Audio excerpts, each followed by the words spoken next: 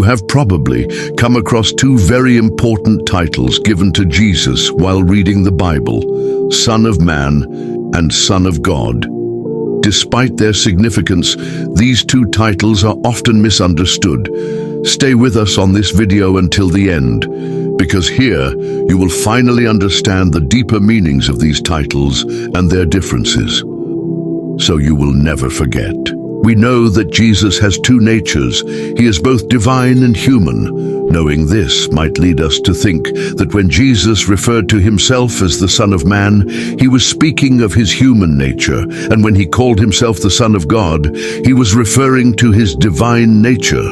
However, it's not that simple, because both of these titles have aspects that refer to both his divinity and his humanity. Interestingly, the emphasis of these titles is almost the exact opposite of what people usually imagine.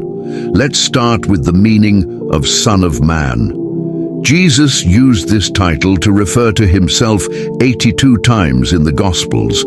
But Jesus wasn't the only one called the Son of Man in the Bible. The prophet Ezekiel in the Old Testament also used this term, albeit with a fundamental difference. Jesus did not refer to himself as a son of man, as the prophet Ezekiel did, indicating his humanity. He used the definite article, the Son of Man. By the way, this term appears in the Old Testament, mostly signifying fragility. Son of Man is simply a poetic way to refer to a human being, highlighting human mortality and fragility.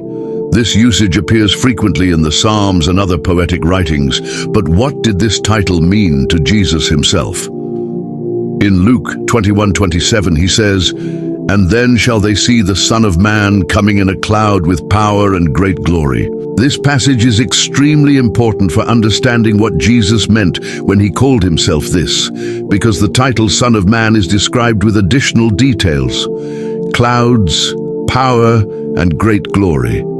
From this verse, we see that when he uses Son of Man, he is using the term in the same sense presented in Daniel 7:13-14, which says, "I saw in the night visions, and behold, one like the Son of Man came with the clouds of heaven, and came to the Ancient of Days, and they brought him near before him, and there was given him dominion and glory and a kingdom, that all people, nations, and languages should serve him.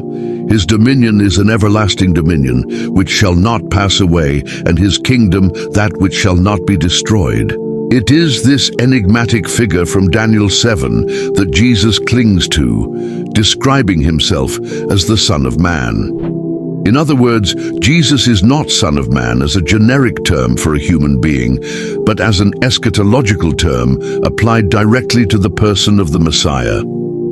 And could this Son of Man merely be an angel? No, because in Daniel, angels are clearly described as angels, while this being is never called or described as an angelic being. This passage clearly speaks of someone who had a heavenly origin and received eternal dominion over the entire world. The priests did not fail to notice the connection with this passage when Jesus said, "Thou hast said, nevertheless, I say unto you, hereafter shall ye see the Son of Man sitting at the right hand of power and coming in the clouds of heaven." The reference to Daniel 7 was undeniable, and the high priest and his council knew that Jesus was claiming to be the eternal ruler of this world. That's why they said, "He has blasphemed. He is worthy of death." From this event, we see that Jesus finally makes explicit claims that the governance of the world belongs to himself. Also note that in this verse, Jesus combines two Old Testament texts, Psalm 110 and Daniel 7. This psalm, the most quoted in the New Testament, describes the kingdom of the Messiah. At another point, discussing this psalm, Jesus asked the Pharisees, "How say they that Christ is David's son?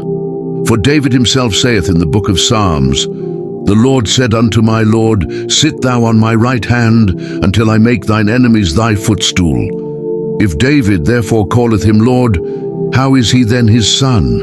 This question received no answer from the Pharisees, but it is direct. If we are talking about the Messiah, how can he be a descendant of David and at the same time be considered superior to David? Who could have greater authority than King David himself? The point is that although the Messiah would come from David's lineage, he also transcended David. Therefore, the Messiah not only would come from David's lineage, but also would possess a higher authority, because he came before David in importance.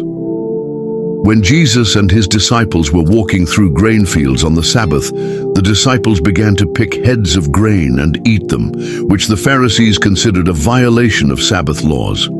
He said, "Therefore the Son of Man is Lord also of the Sabbath." And when he forgave sins, causing an uproar among his contemporaries who said, "Only God has the authority to forgive sins," he responded, "But I will show you that the Son of Man has authority on earth to forgive sins." This title, Son of Man, which Jesus uses for himself, is a title that refers more to Jesus' divine nature than to his human nature. Notice that we tend to think that Jesus calling himself the Son of Man was an expression of humility, when in fact it was a statement of divine authority. Now, to better understand what Son of God means, we need to pay close attention to what the Gospel of John says. For example, in John 5:18 it is written, "Therefore the Jews sought the more to kill him, because he not only had broken the Sabbath, but said also that God was his Father, making himself equal with God." The Jews understood this message directly from Jesus, which led them to this conclusion. In John 8:57-58, the Jews mocked Jesus by asking, "You have seen Abraham who lived 2,000 years ago." Jesus answered, "Verily, verily, I say unto you, before Abraham was, I am." By using the expression "I am," Jesus was identifying himself with God, who in Exodus 3:14 said, "I am who I am." For the Jews, this was extreme blasphemy unless it was true. Another example is in John 10:33, where the Jews tried to stone Jesus, saying, "We are not stoning you for any good work, but for blasphemy, because you, a mere man, claim to be God." Later, before Pontius Pilate, the Jews insisted, "We have a law, and according to that law, he must die, because he claimed to be the Son of God." But why would Jesus' claim to be the Son of God be considered blasphemy and worthy of death, if in the Old Testament the people of Israel and other beings were called sons of God, and yet they were not considered divine? Again, because the Jewish leaders perfectly understood what Jesus meant by the phrase, Son of God, being the Son of God, in the way Jesus spoke, implied having the same nature as God. In other words, in the sense used by Jesus, the Son of God is God. This claim of equality with God was seen as blasphemy by the Jewish leaders, and that's why they demanded Jesus' death, according to Leviticus 24:15. Hebrews 1:3 reinforces this idea, stating, "The Son is the radiance of God's glory and the exact representation of his being." Note that the expression Son of God came to mean much more than just a human Messiah. In the Gospel of John, it implies that Jesus was making himself God, which made his claims even more deadly in the eyes of the Jewish leaders. The more Jesus claimed this title, the more dangerous his position became. In the end, it was this claim of divinity and royalty that led to his condemnation. The first 3 verses of Hebrews make this term much clearer in a simply astounding way. They emphatically say that the Son is the one whom God appointed heir of all things, and through whom also he made the universe. This Son is the radiance of God's glory and the exact representation of his being, sustaining all things by his powerful word. Jesus is the exact nature of God duplicated, which makes him exactly like God in all his attributes. Furthermore, He continuously upholds the universe by his powerful word, something only God can do. If we combine what all these passages say, we will see that the title Son of God, when applied to Christ, firmly declares his divinity, someone equal to the Father in all his attributes. But also note that the title Son of God is first given in the Scriptures to those who manifest obedience to the Father. Sonship is defined predominantly not in biological terms, but in terms of being in agreement or submission to God. Jesus himself, in his discussions with the Pharisees who claimed to be sons of Abraham, rebuked them and said, "You belong to your father, the devil, and you want to carry out your father's desires." So notice that this title also carries the aspect of humility and submission of Jesus to his Father. The Son of God is the one who obeys God. And this leads us to the more human aspect of Christ's nature. The titles Son of Man and Son of God are fundamental to understanding the complex nature of Jesus Christ, revealing both his humanity and his divinity. Understanding these titles in light of the Scriptures allows us a deeper insight into Jesus' identity and mission. Son of Man and Son of God are not just theological designations, but strategic revelations of Christ's nature.